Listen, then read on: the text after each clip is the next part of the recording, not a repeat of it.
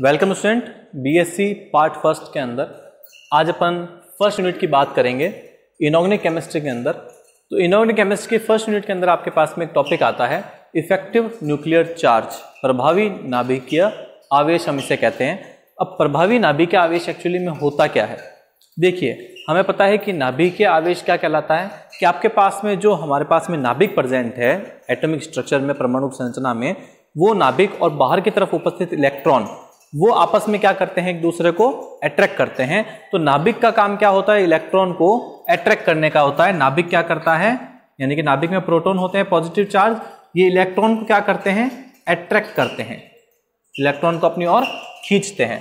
But इसी condition में क्या होता है कि हमारे पास में प्रेजेंट इन शेल्स के अंदर जो इलेक्ट्रॉन्स होते हैं, जैसे कि ये एक इलेक्ट्रॉन है, ये खुद इलेक्ट्रॉन तो है ही, ये दूसरा इलेक्ट्रॉन है, ये इलेक्ट्रॉन है, ये इलेक्ट्रॉन क्या चार्ज होते हैं, नेगेटिवली चार्ज होते हैं। और नेगेटिवली चार्ज इलेक्ट्रॉन दूसरे नेगेटिवली चार्ज इलेक्ट्रॉन को क्या करता है, रिपेल करता है, प्रतिकर्षित करता है। तो यहां पर जितना आवेश नाभिक का इस इलेक्ट्रॉन के ऊपर लगना चाहिए था उतना नहीं लगता, क्योंकि दूसरे इलेक्ट्रॉन इसके आवेश को प्रभावित कर देते हैं, क्योंकि यहां पर आकर्षण के साथ साथ में प्रतिकर्षण भी उपस्थित होता है।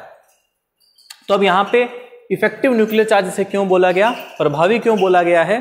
देखिए, एक इलेक्ट्रॉन जितना नाभिकीय आवेश वास्तव में अनुभव करता है, यानी कि रियलिटी में वास्तव में कितना अनुभव करता है, वो कहलाता है प्रभावी नाभिकीय आवेश। तो अब अपन शुरू करते हैं। प्रभावी नाभिकीय आवेश से पहले मैं आपको बता देता हूं कि नाभिकीय आवेश या परमाणु क्रमांक से आप इसको रिलेट कर सकते हैं कि आपके पास में Z जो होता है उसे आप न्यूक्लियर चार्ज अगर यहां बोल रहे हैं तो आपके पास में ZeFF का मतलब क्या है, इफेक्टिव। इफेक्टिव का मतलब प्रभावी, यानी कि ZeFF का मतलब हो गया कि यहां पर इफेक्टिव न्यूक्लियर चार्ज की बात की जाएगी। अब क्या होगा, इफेक्टिव न्यूक्लियर चार्ज यानी कि आपके पास में न्यूक्लियर चार्ज कितना था उसमें से आपको घटाना होगा स्क्रीनिंग इफेक्ट। स्क्रीनिंग इफेक्ट यानी कि आपके पास में स्क्रीनिंग इफेक्ट बोल सकते हैं, या फिर आप कह सकते हैं स्क्रीनिंग कांस्टेंट। तो ये जो स्क्रीनिंग कांस्टेंट की जो वैल्यू होगी वो आपको लेस करनी पड़ेगी, किसमें से, नाभिकीय आवेश में से। तो आपके पास में कुल मिला के क्या आ जाएगा, प्रभावी नाभिकीय आवेश आपके पास में निकल कर आ जाएगा। अब यहां पर क्या होता है कि Z इफेक्टिव के लिए हमारे पास में एक फॉर्मूला आ जाता है, जिसमें से प्रभावी नाभिकीय आवेश को कैलकुलेट करने के लिए नाभिकीय आवेश में से स्क्रीनिंग कांस्टेंट को अपन लेस कर देते हैं। इसके कैलकुलेशन के लिए हमारे पास में एक स्लेटर का रूल है। स्लेटर का रूल क्या कहता है कि हमारे पास में अगर S और P कक्षक उपस्थित हो तो S और P कक्षक के लिए हमारे पास में जो N शेल, जैसे मान लीजिए हमारे पास में ये इलेक्ट्रॉन है पर्टिकुलर, इस इलेक्ट्रॉन के अंदर इसी सेल में उपस्थित हमारे पास में जो इलेक्ट्रॉन होंगे उनकी जो वैल्यू होगी वो हम क्या लेंगे, 0.35 लेंगे। और अगर हमारे पास में उससे अंदर वाली शेल्स होगी, जैसे कि अगर ये N है तो ये N-1 हो जाएगी, तो हमारे पास में उसके लिए वैल्यू क्या आ जाएगी, यानी कि उसमें जो प्रेजेंट इलेक्ट्रॉन्स हैं उनके लिए वैल्यू हम क्या लेंगे, 0.85 लेंगे। और अगर हमारे पास में उससे भी अंदर इलेक्ट्रॉन के जो शेल्स हैं वो हो, जैसे कि N-2 है, तो वहां पर हम उनके लिए क्या लेंगे, वैल्यू 1.0 लेंगे। ये रूल हमें किसके लिए दिया गया है, S और P के लिए। अब अगर बात करें अपन D और F के लिए, D और F के लिए क्या कहता है कि हमारे पास में वैल्यू फॉर सेम N, यानी कि अपने पास में समान शेल के लिए, समान कक्षक के लिए हम कितना लेंगे, 0.35, और उसके अंदर वाली चाहे N-2 हो या उसके अंदर कोई भी आपके पास में शेल हो तो उसके लिए वैल्यू हम कितनी लेंगे, 1.0 लेंगे। अगर हमारे पास में सिर्फ 1s सेल प्रेजेंट हो तो 1s सेल में इलेक्ट्रॉन अगर 2 है तो वहां पर अगर आपके पास में एक और इलेक्ट्रॉन प्रेजेंट है तो उसके लिए वैल्यू अपन लेते हैं 0.30। अगर हमारे पास में हाइड्रोजन की बात कर लें यहाँ पर, जिसके अंदर एक ही इलेक्ट्रॉन प्रेजेंट होता है, तो 1s वाले उस एक इलेक्ट्रॉन के लिए हमारे पास में स्क्रीनिंग कांस्टेंट की वैल्यू 0.05 आ जाती है। अब एक एग्जांपल के थ्रू हम कैलकुलेट करते हैं कि हमारे पास में इफेक्टिव न्यूक्लियर चार्ज कैसे निकाला जाता है।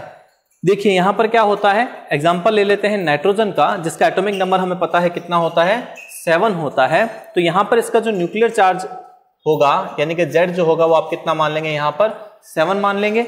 अब अगर आपको यहां पर Z इफेक्टिव निकालना है तो आपको यहां पर Z में से लेस करना है स्क्रीनिंग कांस्टेंट की वैल्यू। तो Z-S स्क्रीनिंग कांस्टेंट को कैलकुलेट करने के लिए हमें जो यहाँ पर स्लेटर ने रूल दिया है उस रूल को फॉलो करते हुए हम क्या करेंगे, कैलकुलेट कर लेंगे हमारे पास में वैल्यू कि क्या वैल्यू आने वाली है।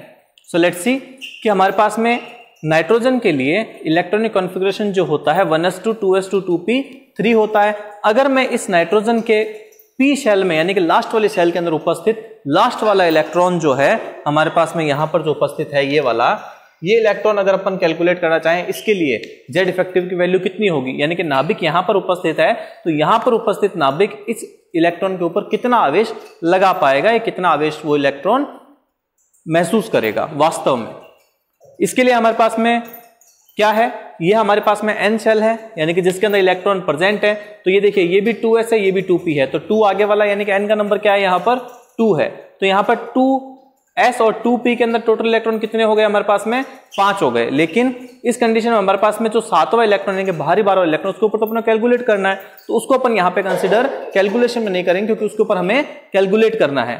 तो 2s के अंदर 2 इलेक्ट्रॉन प्रेजेंट है और 2p के अंदर हमारे पास में 2 इलेक्ट्रॉन प्रेजेंट हो गए, इसको छोड़कर। अब n सेल के अंदर टोटल इलेक्ट्रॉन कितने आ गए, 4 इलेक्ट्रॉन। और n-1 यानी कि उससे कम वाली में 1s के अंदर हमारे पास में 2 इलेक्ट्रॉन प्रेजेंट है, जिसके लिए हमारे पास में 1s के अंदर n-1 की वैल्यू पे 2 इलेक्ट्रॉन यहाँ पर आ जाते हैं। अब जो हमारे पास में ये s और p की ही बात कर रहे हैं, तो हम यहाँ पे कौन से रूल को फॉलो अप करेंगे, फॉर s एंड p वाले के लिए। तो अगर हमारे पास में सेम n हो तो उसके लिए हम इलेक्ट्रॉन की वैल्यू कितने लेंगे, 0.35। तो सेम n कौन सी है, यहाँ पर ये 2 और 2, ये सेम n का है।